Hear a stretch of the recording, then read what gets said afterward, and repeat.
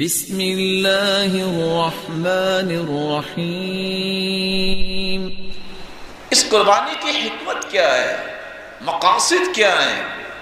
ہم نے یہ شاید سمجھ رکھا ہے کہ بس اکٹھا گوشت مل جاتا ہے تو زیادہ کھا لیں گے۔ یہ قربانی کی حکمت نہیں ہے۔ اس کی حکمت کی وضاحت کچھ یوں ہے۔ سب سے پہلی حکمت یہ ہے کہ اللہ ذوالجلال آپ کو اپنے قریب کرنا چاہتا ہے۔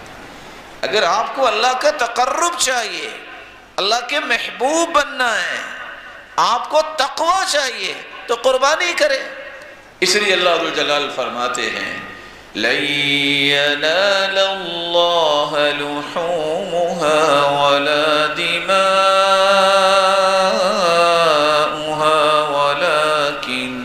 وَلَكِنْ يَنَالُهُ التَّقْوَى مِنْكُمْ۔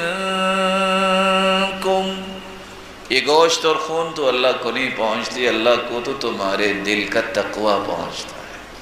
تو قربانی کا مقصد اللہ کا قرب حاصل کرنا، اللہ کا تقرب حاصل کرنا، اللہ کا محبوب بننا۔ قربانی کا ایک دوسرا مقصد بھی ہے، معاشرے کے اندر ایثار اور قربانی کے جذبے کو فروغ دینا اور اس جذبے کو عام کرنا ہے۔ اسی اللہ کے رسول صلی اللہ علیہ وآلہ وسلم نے قربانی کا حکم بھی دیا اور کہا کہ اس کے گوشت جو ہے کھاؤ بھی، فقیروں کو بھی دو، محتاجوں کو بھی دو، جو نہیں مانگتے سفید پوش ہیں ان کو بھی دو، مہمانوں کو بھی کھلاؤ اور رشتہ داروں کو بھی تقسیم کرو۔ یہ جذبہ، یہ ایثار اور قربانی کہ میں نے اپنی خوشی میں کسی اور کو بھی شریک کرنا ہے، اس جذبے کو پروان چڑھانے کے لیے یہ سنت ابراہیمی کو زندہ کرتے ہیں۔ اللہ ذوالجلال سب کی قربانیاں قبول فرمائے۔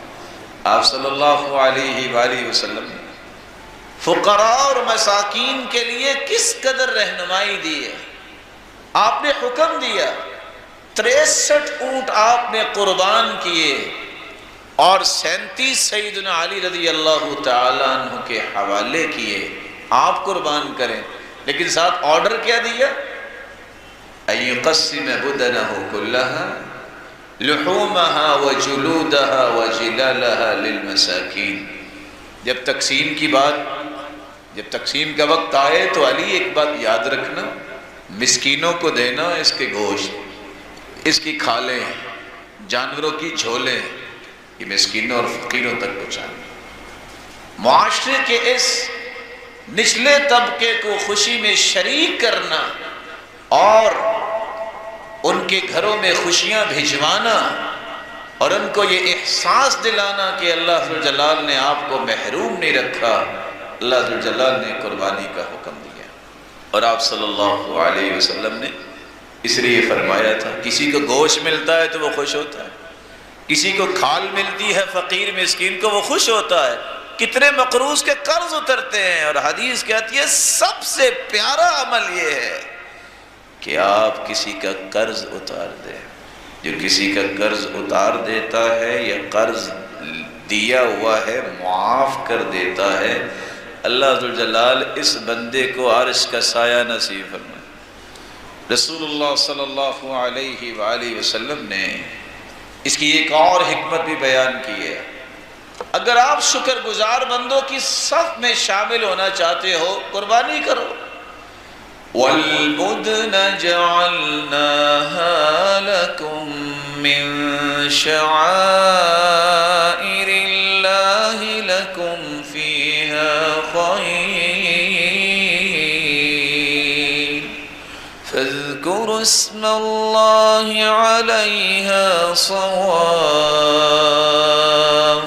فَإِذَا وَجَبَتْ جُنُوبُهَا فَكُلُوا مِنْهَا وَأَطْعِمُوا الْقَانِعَ وَالْمُعْتَرَّ كَذَلِكَ سَخَّرْنَاهَا لَكُمْ لَعَلَّكُمْ تَشْكُرُونَ۔ یہ قربانیاں آپ کے لیے مسخر کر دیں، آپ گوشت بھی کھاتے ہیں، اس سے پہلے سواریاں بھی کرتے ہیں، آپ اپنی من مرضی سے اس کو تقسیم بھی کرتے ہیں. یہ ساری نعمت اللہ نے دی کیوں ہیں؟ تم شکر گزار بنو. اللہ ذوالجلال نے شکر گزاری کا ایک بہترین موقع دیا.